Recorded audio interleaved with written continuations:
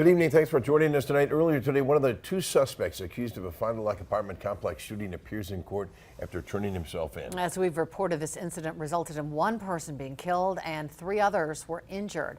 20-year-old Tatiana Zek was killed in that shooting on Sunday night and was reportedly just taking out the garbage when she was shot point blank. GoFundMe has already raised over $5,000 for funeral expenses. You can find that page through our website at wbay.com/links.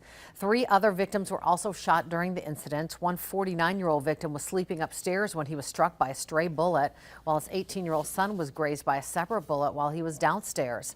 Another victim was revealed in court who reportedly was grazed by a bullet as well. The suspect, who surrendered, 14-year-old Paris Larry Jr., appeared in court today to face a total of 8 counts related to 5 crimes, which could carry up to life in prison.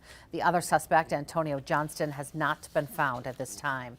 We turn now live to Jason Zimmerman in Fond du Lac to see exactly what transpired in court today. Jason.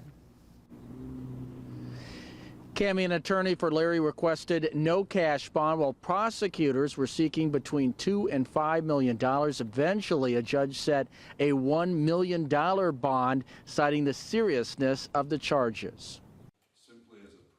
After voluntarily turning himself in after a nationwide search warrant was issued for his arrest, Paris Larry Jr. appeared in Fond du Lac County Court for the first time as one of 2 suspects now facing charges connected to a shooting at the Maplewood Commons complex Sunday night. A group of individuals were having a cookout, walking back from taking some trash out, and this defendant and the co-defendant opened fire on that group of individuals, with one victim being shot in the head and killed, another victim being shot and wounded, and there was a 3rd victim in an upper apartment in the complex that was hit by a bullet while sleeping. During the hearing, the DA added a 4th victim to the complaint who was grazed by a bullet.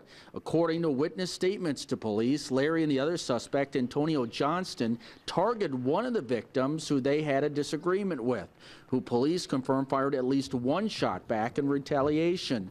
Police also say 2 apartments were struck by gunfire. I recognize, obviously, the seriousness of the charge.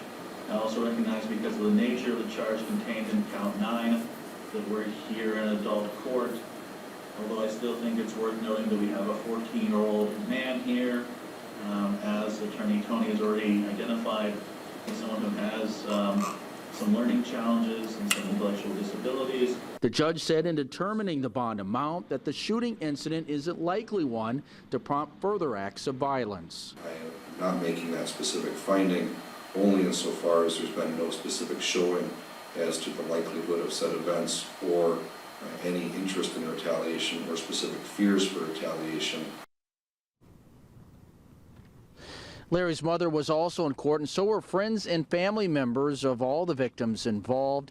Larry faces life behind bars if convicted. He is due back in court on May 25th. Reporting live in Fond du Lac, Jason Zimmerman, Action 2 News.